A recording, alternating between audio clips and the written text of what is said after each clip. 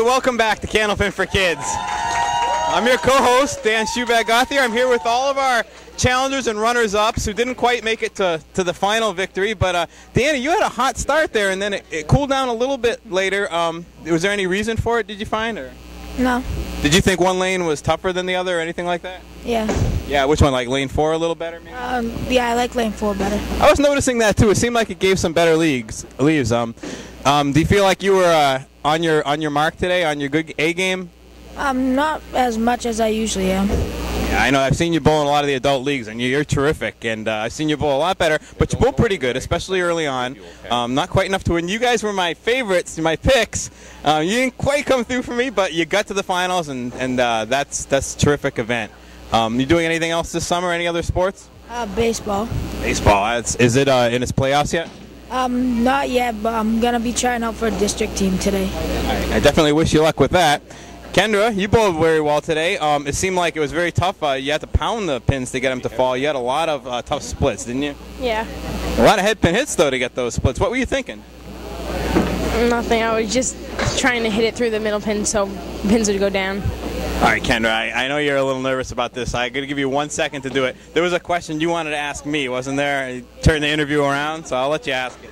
Well, I bet all of us are wondering out here why everyone calls you Shoebag, because I've been wondering for a long time. So. All right, so I'll answer that question real quick for the interview, just to set the record straight for everybody at home.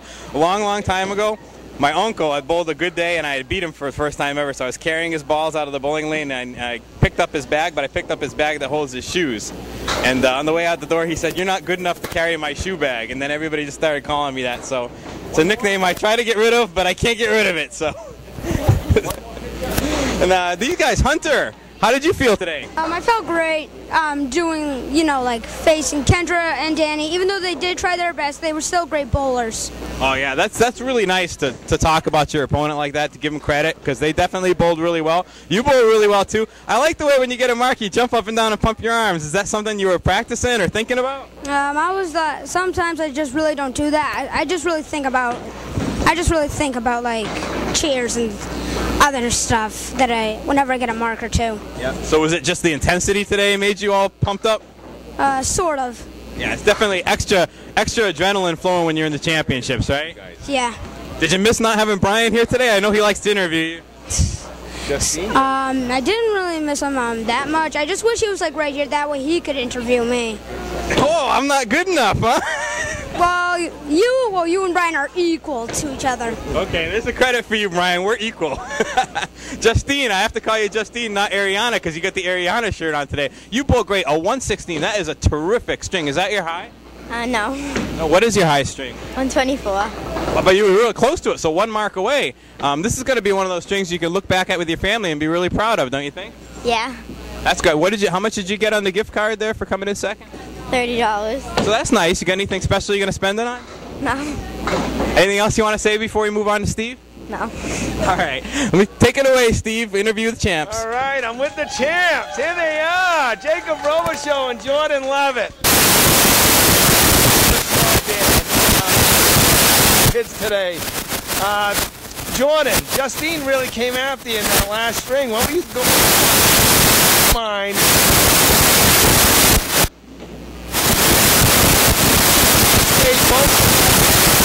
How's it 2 consecutive years?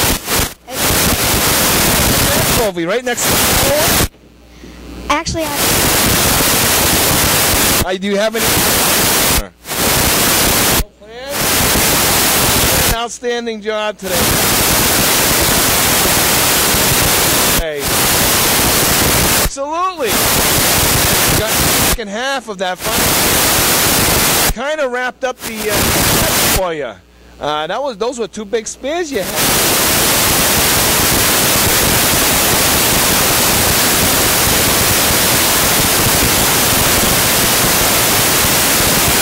Show. How you? Good. You did a good you won the kids heat seeking. What are you doing?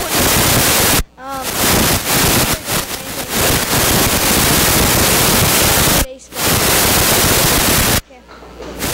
What are you doing? your manager. That way you can make some money. Title. Very proud of you. We love your mom. She brings you to these bowling events. A good job by our kids. How are you feeling in the match today? And it wasn't one of your best days, but it was enough to get the job done. I was kind of disappointed in the last match because I didn't really have a mark. You were talking over all your shots with your partner today. There was a couple shots I could have made, but just didn't. Great job. Let's hear it one more time for all our kids today. A great job. That's it for the 11 and underage group. We're going to have our champ stay right here with me. Another season over. Next week we're going to be back with the 12 to 14 age championship show, followed by the 15 to 18 age group the week after. So we hope you come back and join us for these last two events. On behalf of all our great kids here, Dan Gauthier, Robbie the Hitman Taylor on camera, I'm Candlepin bowler Steve Reno, and thank you all for joining us on our show. We'll see you next season in season 7. Until then, have a great summer, everyone. We'll see you next year. Hey, great job.